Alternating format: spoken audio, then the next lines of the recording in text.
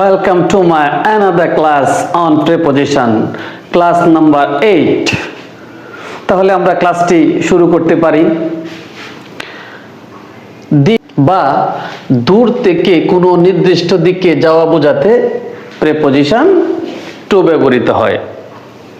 যেমন আমরা চলার পথে আমরা কোনো বাস স্টেশনে যখন আমরা যাই তখন বাসের পেছনে আমরা লেখা দেখতে পাই, যেমন ফ্রম নেত্রকোনা টু ঢাকা, মানে যে স্থান থেকে শুরু হচ্ছে যাত্রা সেই জায়গার আগে বসবে ফ্রম, আর আমার ডেস্টিনেশন গন্তব্যস্থল ওইখানে বসবে টু।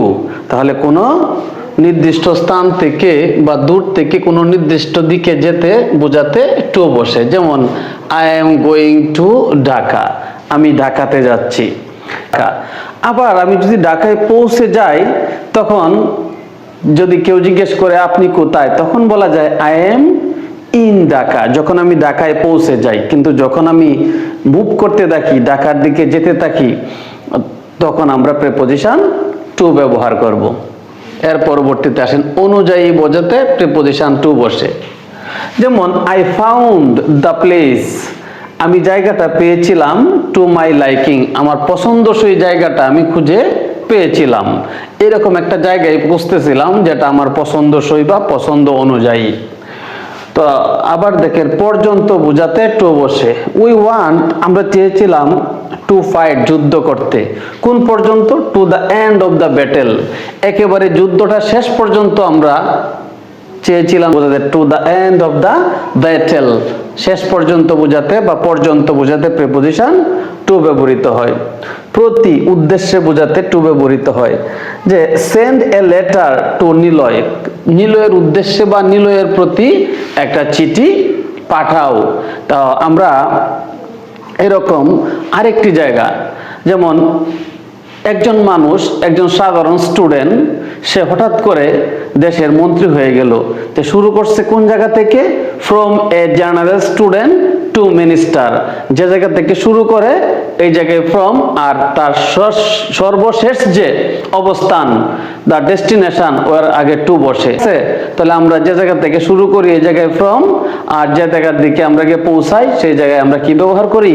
টু ব্যবহার করি। এরপরে 5 নম্বরে দেখেন পরিণাম বোঝাতে প্রিপোজিশন টু বসে। দেখেন এক্সাম্পলটা, burn the letter to ashes, মানে এটার বাংলাটা হচ্ছে যে চিঠিটাকে পুরাতে পুরাতে একেবারে ছাই করে ফেলো। তো তাহলে এই চিঠিটার শেষ পরিণাম হচ্ছে ছাই। তারপরে এটা then beat the dog to death, beat মানে প্রহার করা, মারতে মারতে কুকুরটাকে মেরেই ফেলো। তাহলে কুকুরটার শেষ পরিণতি হচ্ছে ডেথ। পরিণাম বা পরিণতি বোঝাতে প্রিপোজিশন টু ব্যবহার করা যায়। অনুপাত বোঝাতে তো 10 to 1, 10 জনের মধ্যে একজন উইতকার্য হবে। তো অনুপাত বোঝাতে আমরা প্রিপোজিশন টু ব্যবহার করতে পারি।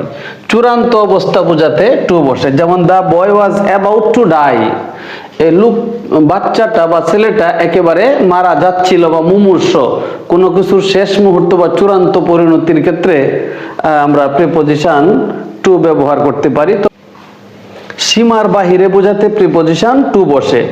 সীমার বাহিরে বোঝাতে প্রিপোজিশন টু বসে। যেমন Sundarban, the Sundarban is to the south of the country, Sundarban একেবারে দেশের দক্ষিণ প্রান্তে একেবারে সীমার বাহিরে অবস্থিত, এটা সীমার ভিতরে নয়। সুন্দরবন ভারত সহ বাংলাদেশ সহ 2টি দেশে অবস্থিত।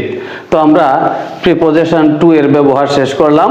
পরবর্তীতে আমরা এটা প্র্যাকটিক্যাল করব বা একটা প্যাসেজ নিয়ে প্র্যাকটিস করব। আল্লাহ হাফেজ।